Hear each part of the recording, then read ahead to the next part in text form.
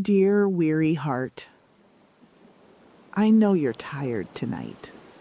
Not the kind of tired that sleep can fix, but the kind that lives in your bones, that makes even breathing feel like work. The kind of tired that comes from holding too much for too long, from being strong when you didn't know if you could be, from showing up even when every cell in your body whispered, I can't do this anymore. I see you there, sitting in the dim light of your room or lying in bed staring at the ceiling, feeling like you've been wrung out like an old cloth, feeling empty, feeling like you've given everything and somehow still fallen short, like you're running on fumes and even the fumes are running out.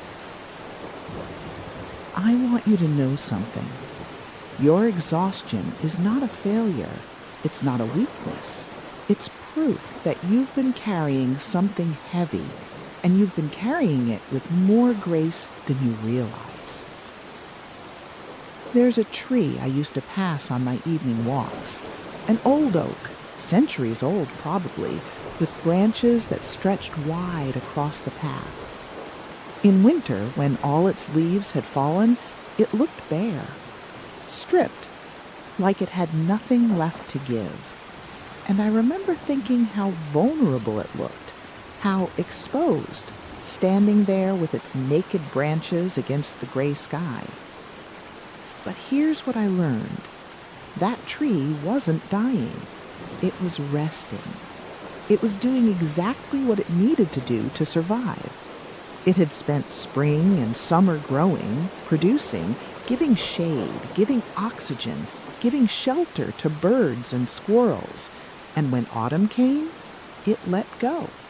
It released all those beautiful leaves, not because it was weak, but because it was wise. It knew that to keep growing, it first had to rest. To survive winter, it had to look like nothing was happening.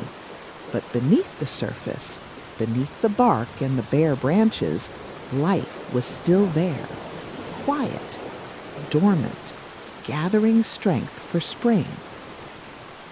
You're like that tree right now. You look at yourself and see only what's missing, what's been shed, what's been lost. But I see something different. I see someone who has been growing and giving and stretching themselves across every corner of their life, and who now, finally, has the wisdom to acknowledge that you need rest. Your body is trying to tell you something. Your heart is trying to tell you something. And the message isn't that you're broken or inadequate.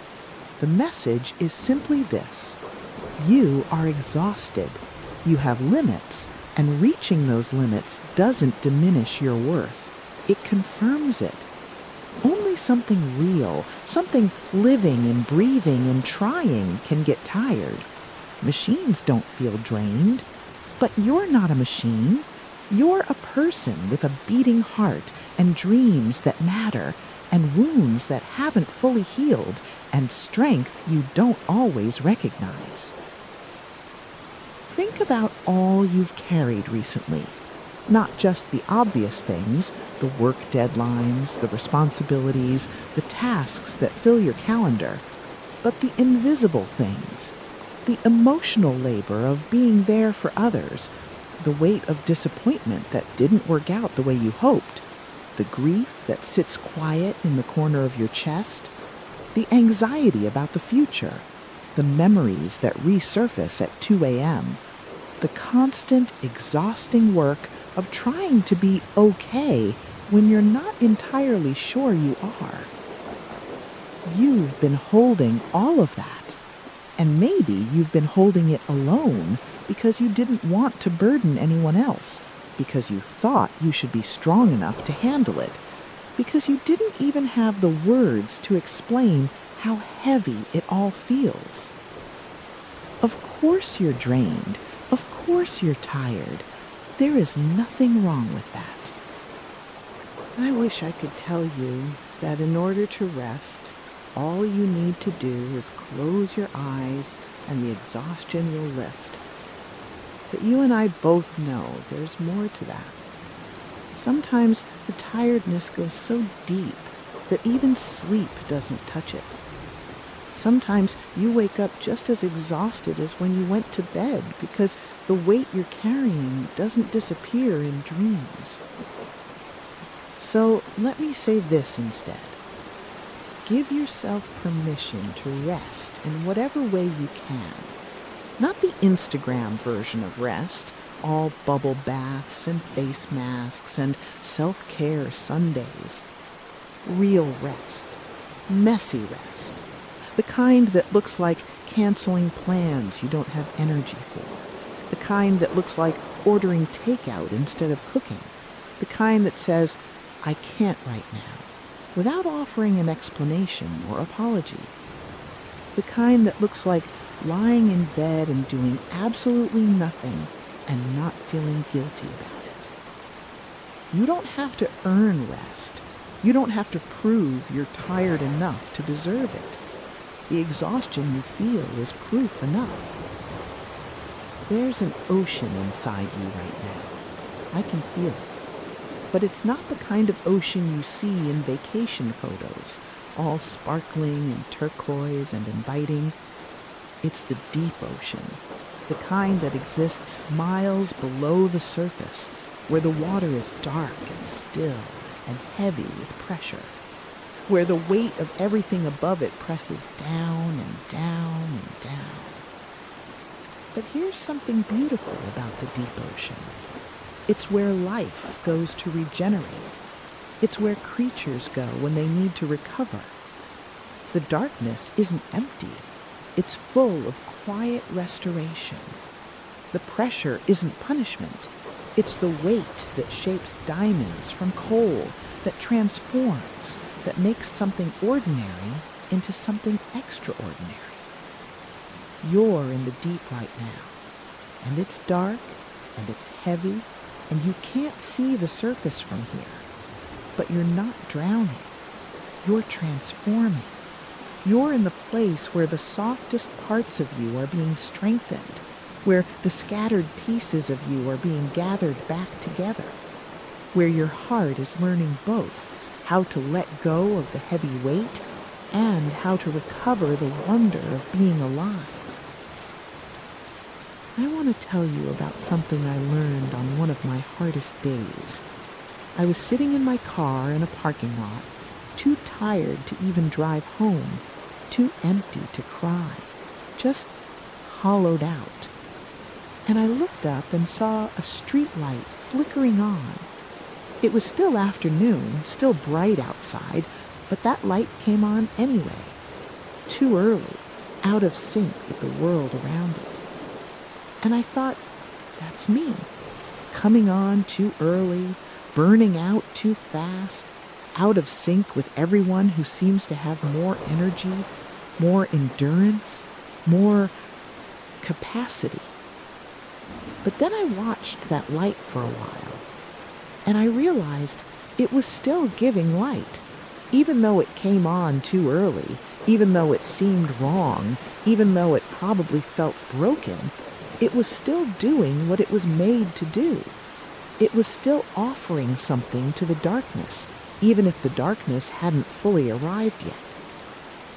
Maybe that's you too. Maybe you feel like you're burning out too fast, like you can't keep up, like your light is dimmer than it should be. But you're still here. You're still glowing, even depleted, even exhausted, even running on empty. You're still offering light to this world. Maybe not the blazing light you wish you could give, maybe just a flicker. But that flicker matters. It matters so much. Tonight, I'm not going to tell you that tomorrow will be easier. I'm not going to promise that you'll wake up feeling renewed and ready to conquer the world. That would be a comfortable lie, and you deserve better than comfort that doesn't hold true. Instead, I'll tell you this.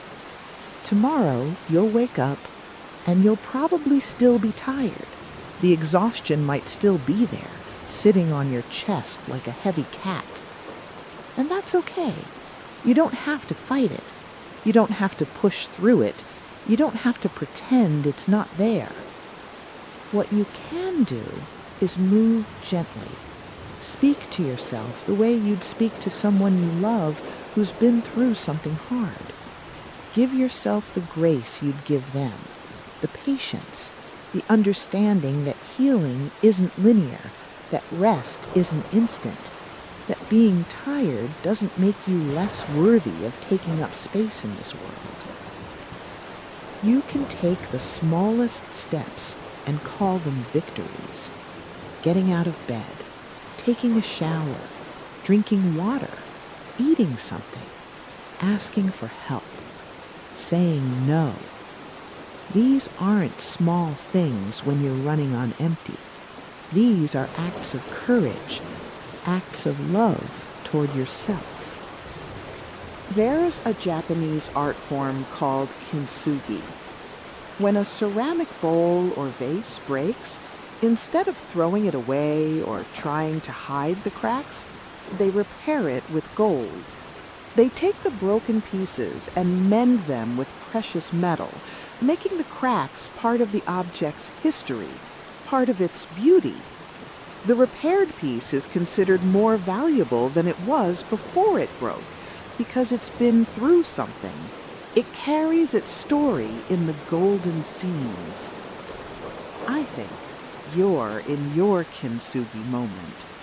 You feel broken, cracked, like all the pieces of you have fallen apart and you don't know how to put them back together. But what if, and hear me in this, what if the breaking isn't the end? What if this exhaustion, this depletion, this feeling of coming undone is actually the beginning of putting yourself back together in a way that honors all you've been through? The cracks don't make you less. They make you more resilient, more compassionate, more open. And when you come through this, not if, but when, you'll carry those golden seams with you, visible reminders that you broke and you healed and you're more beautiful for it. So tonight, dear weary heart, let yourself be tired. Let yourself feel the full weight of your exhaustion without judging it, without rushing to fix it, without apologizing for it. You're not too much. You're not too sensitive. You're not weak. You're someone who has been trying their absolute best in a world that often asks for more than anyone should have to give. Let your shoulders drop. Unclench your jaw. Release the breath you've been holding all day. You don't have to be strong right now. You don't have to have it together. You can be exactly as you are. Tired, drained, barely holding on, and that's enough. You're enough. The world will keep spinning without you holding it up tonight. The problems will still be there tomorrow. The responsibilities will wait. Right now, in this moment, the only thing you need to do is let yourself be. Breathe.